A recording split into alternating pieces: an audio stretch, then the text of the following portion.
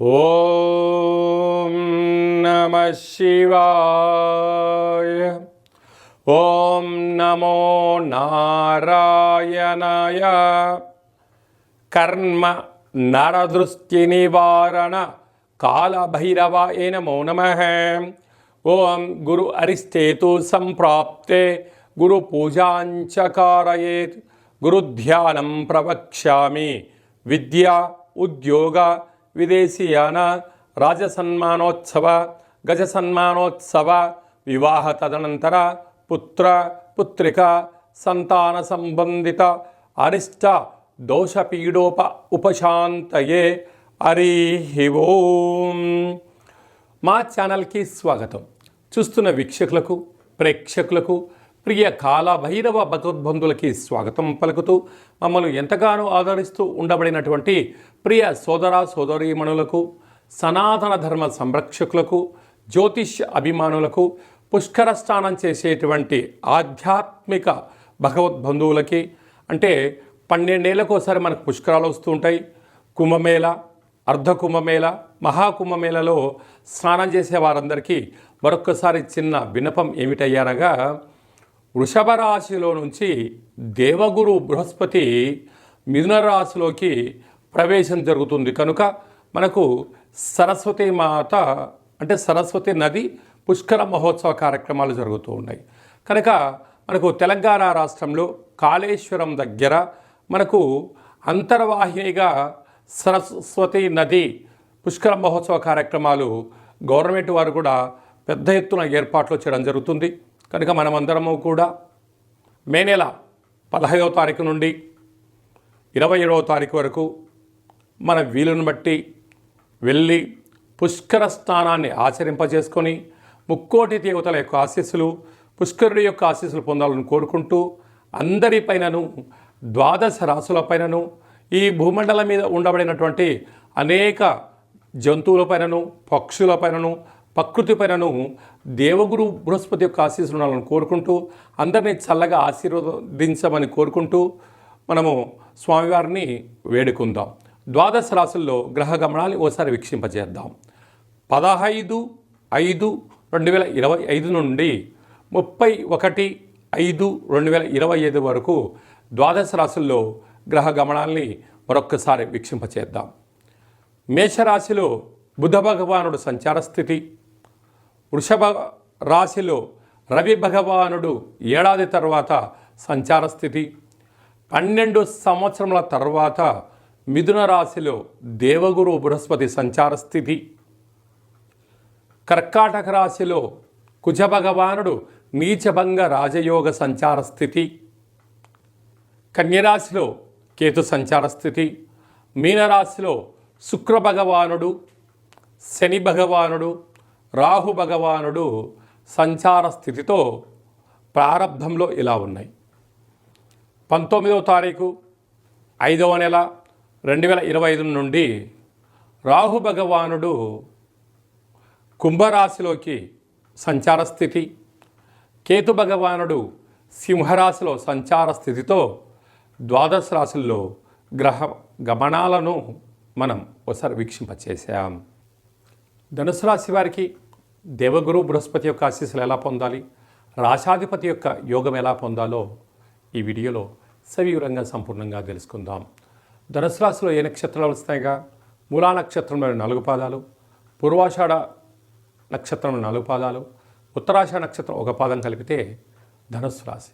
రాశాధిపతి దేవగురు బృహస్పతి.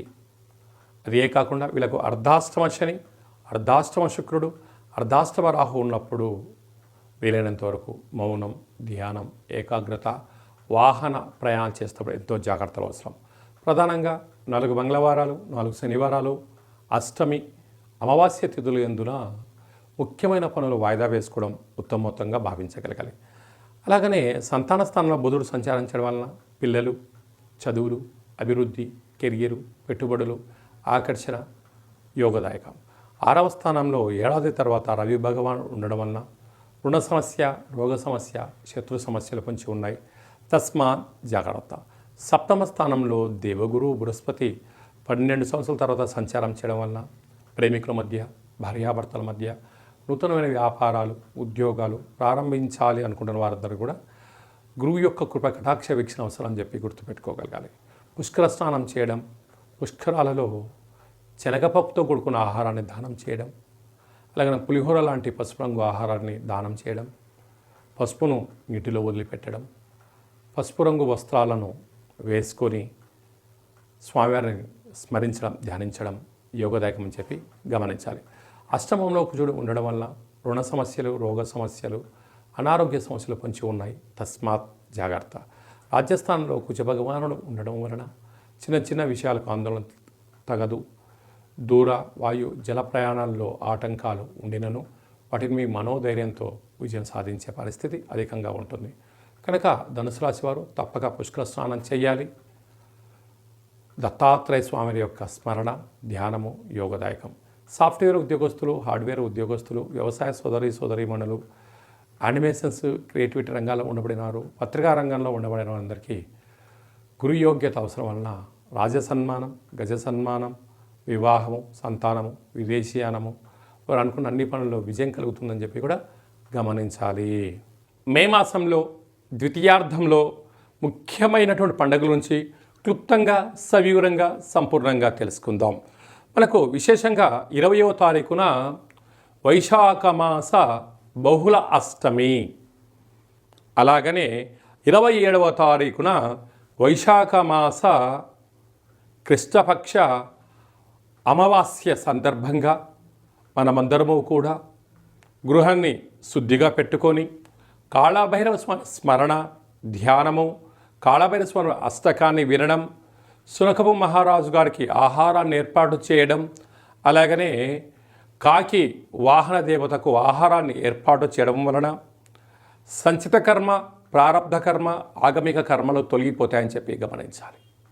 అలా లేదు అనుకుంటున్న వారందరూ కూడా మన యొక్క దేవాలయంలో నిత్యము కాళభైరవ హోమ కార్యక్రమాలు జరుగుతూ ఉంటాయి.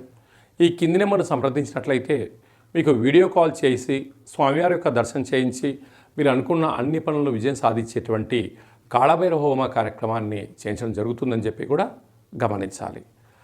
అదే కాకుండా మనకు 15వ తారీఖు నుంచి 27వ తారీఖు వరకు మనకు సరస్వతి నది పుష్కరాల సందర్భంగా వీలైనంత వరకు వెళ్దాం, స్నానం చేద్దాం.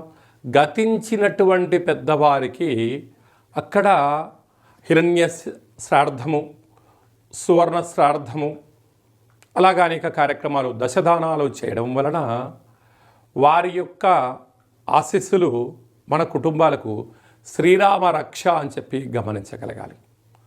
అలా వెళ్ళలేనటువంటి వారందరికీ కూడా మనము ఆదివారము, మాస శివరాత్రి ఆదివారం సందర్భంగా అక్కడ కాళేశ్వరం దగ్గర ఇలాంటి కార్యక్రమాలు ఏర్పాటు చేయడం జరిగింది.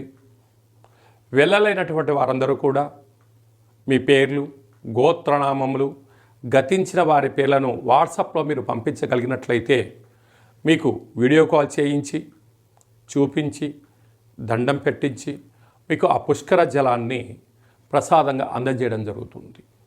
అలాగా పుష్కర స్నానం చేయడం వలన దేవతల యొక్క ఆశీస్సులు, గతించిన వారికి ఆ శ్రాద్ధకర్మలు అంటే పిండ ప్రధాన కార్యక్రమాలు చేయించడం వలన వంశాభివృద్ధి కలుగుతుంది. అలాగనే స్మరణ, ధ్యానము, స్నానము వలన మనస్సు ప్రశాంతత కలిగి దేవగురు యొక్క ఆశీస్సుల వలన అఖండమైన విద్య, ఉద్యోగ, విదేశీయాన, రాజసన్మాన, రాజకీయ, పుత్రిక సంతాన దోషాలు, పిల్లల యొక్క చదువులు, పిల్లల యొక్క అభివృద్ధి, తల్లిదండ్రుల నుంచి మనకు వచ్చేటువంటి స్థిర చరాస్తులలో ఉండబడిన ఆటంకాలను కూడా తొలగిపోతాయని చెప్పి గమనించాలి. కనుక మనం అందరము కూడా పుష్కర స్నానాన్ని చేద్దాం, ఆచరిద్దాం. సనాతన ధర్మంలో ఉండబడినటువంటి ఆధ్యాత్మిక శక్తిని సంపాదిద్దాం, అఖండ ఆయురారోగ్య శక్తిని పొందాలని కోరుకుందాం. అలాగనే ఇంకనూ మనం విజయం సాధించగలగాలి అన్నట్లయితే యొక్క పాత్ర కంచు పాత్ర అంటారు. అందుకే కంచు మోగినట్టు కనకంబు మోగదు గదరా సుమతి అని చెప్తారు. అలాగే ఈ యొక్క కాళభైరవ స్వామి వారి యొక్క అక్షయ పాత్రను గృహంలో ఉంచుకొని ప్రతిరోజు ఉదయం, కుదరలేదు సాయంత్రం పూట ఇలా శబ్దం చేయడం వలన ఓంకార శబ్దం రావడం జరుగుతుంది.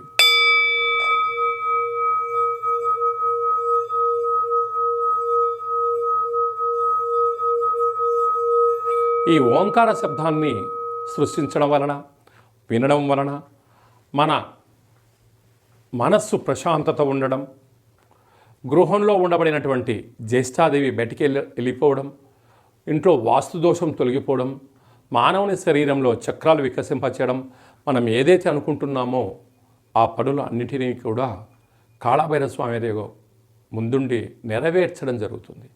అలాగా కాళభైరవ స్వామి యొక్క పూజ 20 రకాల వస్తువులతో దిష్టి దించి ఈ అక్షయ పాత్రను అందజేయడం జరుగుతుంది. కనుక మనం అందరము కూడా అక్షయ పాత్రను ఇంట్లో ఉంచుకుందాం, అష్ట కష్టాలకు స్వస్తి పలుకుదాం, అష్టైశ్వర్యాలకు స్వాగతం పలుకుదాం. అలాగే మీ వ్యక్తిగత జాతకం తెలుసుకోవాలనుకుంటున్నారా?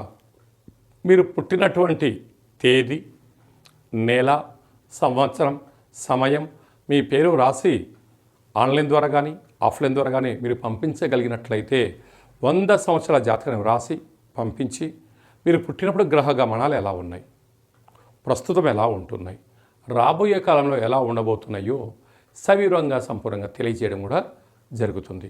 చాలామందికి డేట్ ఆఫ్ బర్త్లో లేనటువంటి వారికి మీ పేరు యొక్క మొదటి అక్షరాన్ని అనుసరిస్తూ, రాశిని తెలియచేస్తూ, స్థితిగతులను తెలియచేస్తూ, రమణ శాస్త్రం ద్వారా అనగా గవ్వళ ద్వారా కాళభైరవ ఉపాసన చేత భూత, భవిష్యత్, వర్తమానాన్ని తెలియజేయడం జరుగుతుంది. కనుక జాతకాన్ని తెలుసుకుందాం, జీవితంలో రాబోయేటువంటి అడ్డంకులను తొలగించుకుందాం, ఐశ్వర్యాన్ని, ఆనందాన్ని పొందుదాం, అద్భుతమైన యోగాలను మన సొంతం చేసుకుందాం, మన గ్రామ, రాష్ట్ర, దేశ, ప్రపంచ స్థాయి వరకు అందరం ఎదగాలని కోరుకుందాం. కనుక జాతకం తెలుసుకోవాలనుకుంటున్న వారందరూ కూడా అపాయింట్మెంట్ తీసుకొని సంప్రదించగలరు. అలాగా వివాహం కాని వారికి ఎందుకు వివాహం అవ్వడం లేదు, జాతకాలు ఎలాంటి దోషాలు ఉన్నాయి, ఎలాంటి అబ్బాయి ఎలాంటి అమ్మాయిని వివాహం చేసుకోవచ్చు, ఎలాంటి అమ్మాయి ఎలాంటి అబ్బాయిని వివాహం చేసుకోవచ్చో తెలియచేయడం జరుగుతుంది. వివాహం అయినటువంటి దంపతులు తరచుగా చిన్న చిన్న విషయాలకు గొడవపడడం, విడిపోయేంత వరకు తీసుకొస్తూ ఉంటారు. అలా కాకుండా చిన్న చిన్న మార్పుల సలహాలు సూచనల ద్వారా మిమ్మల్ని ఆ పార్వతీ పరమేశ్వరులు ఎలా కలిసి ఉంటారో ఉండేటువంటి ఆధ్యాత్మిక సలహాలు సూచనలు ఇవ్వడం కూడా జరుగుతుందని చెప్పి గమనించాలి. అందరికీ వైశాఖ మాసంలో ఉండబడినటువంటి బహుళాష్టమి, అమావాస్య, సరస్వతి నది పుష్కర భగవంతుడి యొక్క ఆశీర్వాదం కోరుకుంటూ ఆశీర్వచనం. ఓం శతమానం భవతి శతాయు పురుష సతేంద్రియ ఆయుష్యేవేంద్రియే ప్రతిష్టతి ధనం ధాన్యం బహుపుత్రలాభం శత సంవత్సరం దీర్ఘమాయు సర్వే జనా సుఖినో భవంతు లోకా సమస్త సుఖినో భవంతు. సర్వం సంపూర్ణ కాళభైరవ దేవత, రుద్రదేవత, బృహస్పతి దేవత అనుగ్రహ ప్రసాద సిద్ధిరస్తు తదాస్తు. ఈ వీడియో మీకు నచ్చినట్టయితే లైక్ చేయండి, షేర్ చేయండి, మా ఛానల్ని సబ్స్క్రైబ్ చేసుకోండి. మేము చేస్తున్న ఆధ్యాత్మికమైన వీడియోలు అందరికన్నా ముందుగా మీరు చూడాలి అనుకుంటున్న వారందరికీ కూడా చూసి ఈ యొక్క ఆధ్యాత్మిక భక్తి సమాచారాన్ని భగవద్బంధులకు, మిత్రులకు చేరవేయండి. హిందూ ధర్మాన్ని కాపాడండి.